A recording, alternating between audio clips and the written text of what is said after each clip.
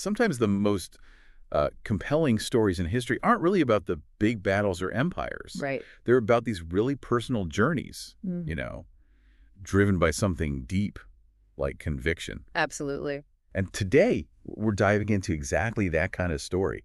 It's this 25-day journey back in 1885. A long trip back then. Yeah, and not for trade or adventure, like Right. you might expect. Yeah. It was to transport the body of Imam Aga Ali Shah. From Bombay all the way to Najaf for his final resting place. Exactly. And what makes this so special, I think, is that we have a first-hand account. From Mukhi Kassim Musa. He was an officer and also an estate agent for the Imam. And he wrote everything down, this whole solemn trip, in his travelogue. Yeah, his Safarnama, which is basically a travel diary. It was written in Gujarati. Right. And what's fascinating is that perspective, isn't it? It's not some, formal history from outside. No, it's personal. His observations, someone right there in the middle of it. Exactly. And apparently only parts were published at first, then a more complete version turned up later. Oh, interesting. So it adds to its historical weight. For sure. It gives us this contemporary look, probably a bit like other Persian travel accounts from that time. Right. So for everyone listening, our goal with this deep dive isn't just to list the stops on the journey. No, it's more than that. We want to understand the sheer devotion behind it all, the community, how connected they were. And just what that part of the world was like culturally in the late 1800s. Yeah. We're basically following Mukhi Kassim Musa's eyes and ears to really get the significance of it all. Okay, so where does it begin? It starts with the Imam's passing, right, in Pune. That's right. Musa writes that the news, the telegram, got to Bombay really quickly, August 17th, 1885. And the community's reaction was immediate. Yeah, powerful is a good word. The Ismaili community in Bombay, they chartered a special train. The very next day to go to Pune. Think about that, 1885. Getting everyone organized that fast?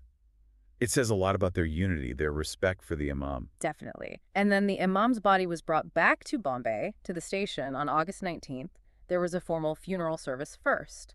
And Musa gives these incredible details about the procession in Bombay itself, the coffin. Yeah, he describes the box, draped in silk, covered in flowers. Fragrant flowers, right. And frankincense burning. And these two black banners leading the way, followed by Ismaili missionaries, the Imam's household. And the scale of the mourning. He calls it a sobbing multitude. Wow. Ismaili men and women just walking in the procession. He even mentions they distributed fruit and sweetmeats. To the poor and needy, it paints such a vivid picture, doesn't it? Widespread grief, but also reverence. It really does. But the body didn't leave right away for the long journey. No, that's an important point. It was temporarily enshrined for 64 days. 64 days. Where? In Hassanabad, Bombay. At the shrine of Imam Hasan Ali Shah, Aga Ali Shah's father. Okay, so that period of rest, it underlines the importance of that initial mourning, the local shrine. Exactly, a significant stage. Then came the actual departure from Hassanabad, October 25th, 1885. And this wasn't a quiet affair? Not at all. Musa mentioned some big names being there. The Nawab of Kambat, even the governor of Bombay. Yeah, alongside Ismaili leaders from all over Kutch, Karachi, Kathiawar, Gujarat, Sindh, even Zanzibar. It just shows the Imam's reach, the respect he commanded far and wide. And think about this. Ismaili businesses in Bombay actually closed that day as a mark of respect. That's commitment. And you also had Aga Sultan Muhammad Shah there, the future Aga Khan III. Ah, the young Imam-to-be. Yes, and Lady Ali Shah too. It really underscores how important this was for the family and the whole community. And the number of mourners. Musa estimated around 10,000. 10,000 people. It's hard to even picture. And the details are great. Offerings from balconies as they passed. Then reaching Karnak port, the coffin shipped with full honors. They chartered a specific steamer. Right, just for this journey to Basra. And it wasn't cheap, 5,500 rupees. A fortune back then. Absolutely. And the Imam himself had arranged for all the provisions, the expenses for the 50 household members and the 2 officers, including Musa, who went with the bier. Meticulous planning. Yeah. Shows how much weight was given to honoring his wishes. It really does. So the sea journey begins. And the stops they made offer these fascinating glimpses into different places and communities. First big stop was Karachi, right? Yes. And Musa's description is striking. He says the dock was absolutely flooded. Flooded with people. Not just the local Karachi Jamaat, the community there, but people who'd traveled all the way from Sindh and Punjab. Wow.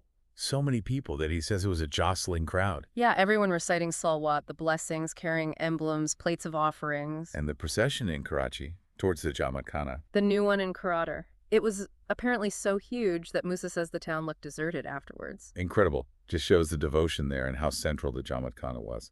And beyond that emotion, Musa gives us some really interesting practical observations about Karachi itself. Oh, yeah. Like what? Well, he notes it was a pretty recently developed port, mentions the Kimari Post and Telegraph offices specifically. Okay, infrastructure. And he compares Karachi's trams, which were steam-powered, quite modern then, to Bombay's horse-drawn ones. Little dig at Bombay, maybe? Possibly. He notes the ticket prices were reasonable, too. So he's painting this picture of Karachi as like an up-and-coming trade center. Yeah, mainly exporting goods from Sindh. He describes the town's layout, Karadar, the trading and residential bit. Where the Khoja merchants and many Ismailis lived. Right. And then Sadar, the military cantonment area, which he says looked more developed, wider roads, more foreign-owned businesses. Interesting contrast. He also mentions the Empress Market, really bustling in the mornings. Gives you a real feel for the place. And he adds a personal touch, says Imam Aga Ali Shah liked Karachi's climate, even had a villa there in the garden area. Oh, okay. A personal connection. And he notes Khoja immigrants from Kutch were involved in farming nearby, so you get a sense of the community's life there, too. He even mentions a little incident at the port, didn't he, with boatmen? Ah, yes. Trying to hike up the fares because of the crowds. Classic opportunism. But the English authorities stepped in, arranged a steamboat instead. Just a little glimpse of the, practical realities and colonial presence. Okay, so after Karachi, the journey continues. Where to next? Along the Arabian Sea. Yeah, into the Persian Gulf. They made stops at Gwadar, Bandar Abbas, Port Linga, and Bushehr. Each with a different kind of reception. Pretty much. In Gwadar, which was ruled by the Sultan of Muscat, then he found a small Ismaili community, maybe 30 or 40 households. Tiny. But he says they were deeply devout. They gathered at the shore, tearful, offered cash tributes, a very emotional farewell. Then Bandar Abbas in Iran.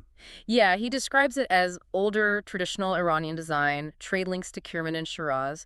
The Ismaili community there was smaller, and he felt maybe some were less devout. Okay, but they still offered tributes. They did. He also notes the climate wasn't great, and it was mostly Sunni Muslim there.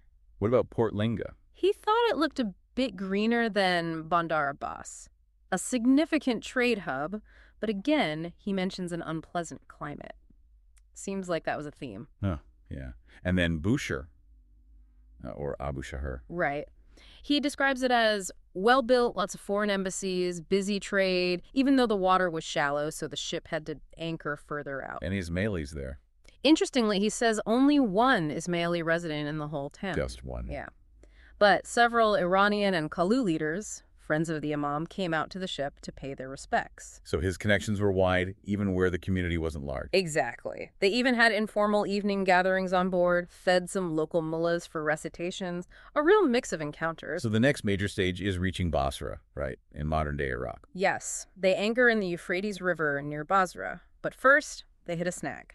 The Turkish government's quarantine rules. Precisely. Caused a bit of a delay. But once that was sorted. Yeah. They were met by friends of Aga Ali Shah from Basra itself. A large group, maybe 200, 250 people. Expressing condolences. Deeply. And they even offered to carry the bier themselves, a huge sign of respect. But Musa had to explain something. Yeah, he explained they needed to press on to reach Karbala before the Chilam. The 40th day after passing. A really important mourning period. Exactly. So they couldn't accept the offer to carry the bier there. But the locals were still very supportive. Incredibly. Influential Arabs in Basra provided food for the whole caravan. Generous. And didn't the Turkish authorities help out too? Remarkably, yes. The Sultan's representative arranged a steamboat to take them straight upriver to Kazamin. Wow. And even got special permission for the boat to pass under a bridge on the Tigris that was normally kept down. That level of official help really shows the status and respect afforded to the Imam. It really does. And the arrival in Kazamin sounds like it was quite something. How so? A grand welcome. 500 infantrymen greeted them with musket shots. 500 soldiers. Yeah. And Aga Ali Shah's sister, Tajma, was there with offerings. And the father-in-law of Pir Shihabuddin Shah. A major religious figure in Kazamin. Right. He ordered all the shops in town closed as a mark of respect. The whole town shut down. And then this huge funeral procession formed, joined them from Kazamin. Musa estimated 15,000 people. 15,000 is just staggering numbers. Almost impossible to imagine. And this massive group heads towards Karbala, joined by cavalry, local Arabs, Iranians, Turkish officers. The atmosphere must have been intense. Invocations, more musket shots. Definitely. In Kazamin, they actually prepared a special wooden structure, like a frame, to support the coffin better. Okay. And Musa describes the procession forming up, horsemen on either side of the bier. Very organized, despite the huge crowds. Did they travel straight through? No, they stayed overnight at a large hospice between Kazamin and Karbala. Shows the scale again, needing places like that. And then comes this story Musa tells about something extraordinary happening. Ah, yes. At a place called Anali. This is where he recounts 400 Arab spearmen showing up unexpectedly. Unexpected reinforcements, almost. Kind of, but the problem was food. Their supplies were already stretched thin. How could they feed 400 extra people? Exactly the concern.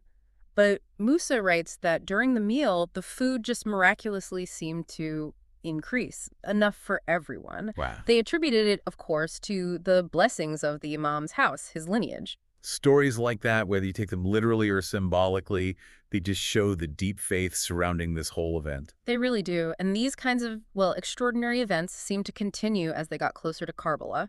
What happened next? About 5 miles out from the city, they were met by the guardian, the custodians of the shrines of Imam Hussein and Abbas. Hugely important figures. And they came bearing gifts? Yes, a jeweled tomb sheet. Apparently incredibly valuable, a gesture of immense respect. Why? Did they know the Imam personally? They explained they'd received a vision, an inspiration telling them to give special honor to the arriving coffin of this descendant of Imam Hussein. A vision. That adds another layer entirely. Doesn't it? And the reception in Karbala itself, Musa struggles for words, an enormous crowd. Crying out religious slogans. Yeah, Nari Haidaria Ali and Antamalahi, you are my master. The air filled with these cries. He mentions dust and smoke, too. Yes, evoking the memory of the historic Battle of Karbala. Very poignant. And he describes the bier almost seeming to float above the shoulders of the crowd. Just carried along by this wave of reverence. A powerful image. Who met them when they actually arrived in the city? Prince Amin was there, Aga Ali Shah's nephew, and other dignitaries. Logistical challenges, too, I imagine, like crossing canals. Right. He mentions the Alakma Canal, but local police helped them manage the passage. And Musa stresses that Karbala had never seen anything like this before. Never a bier procession with this level of scale and honor. He really emphasizes its uniqueness. What was the scene like during the procession within Karbala? He describes countless plates of fruit and sweetmeats being carried alongside, scholars chanting elegies, prayers. A very solemn, respectful atmosphere. Very. Dignitaries uttering the name Mala Ali with great respect. The funeral service itself was held in the courtyard of Aga Nur Shah's tomb. And then something else happened, something unusual. Yes. Around 9 p.m. that night, Musa says he and others clearly witnessed shooting stars. Shooting star. Descending from the sky, appearing to fall directly onto or towards the bier. Whoa. How did they interpret that? As a great marvel, a divine sign. It clearly left a huge impression on everyone who saw it. Understandably. How long did they stay in Karbala? For 7 days, and during that time they provided hospitality, food for the poor of the city. Continuing that tradition of charity. Yes, and distributing alms secretly as well. After those 7 days, it was time for the final leg of the journey. On to Najaf. Yes, with a large group still accompanying them. Turkish soldiers, relatives, followers. And another welcome awaited them in Najaf. A very honorable welcome from the people there, too, with offerings. They had a midday rest stop near a fountain fed by the Euphrates. And did the shrine guardians come out again, like in Karbala? They did. The guardians and the chief religious scholar, the Mujtahid of the shrine of Shah Najaf Mala Ali's shrine. What they bring? They came with ceremonial emblems, horses, and another richly decorated tomb sheet. And the reason? Same explanation. They said they'd received an inspiration, a divine guidance to do so. It's a recurring theme, this sense of divine acknowledgement. Very much so. The arrival at Wadi al-Salam, the Valley of Peace in Najaf, sounds incredibly emotional. Even bigger crowds than Karbala. That's what Musa implies. A massive gathering expressing grief and reverence, and again, businesses in Najaf closed in respect. And the bier again, seeming to float. That same powerful image. floating above the immense crowd. Was Najaf significant for the family in other ways? Yes. Musa notes the tombs of Pir Shihabuddin were there, and also Bibi Pir Sarkar Mata Salamat. Who was Aga Ali Shah's grandmother? Correct.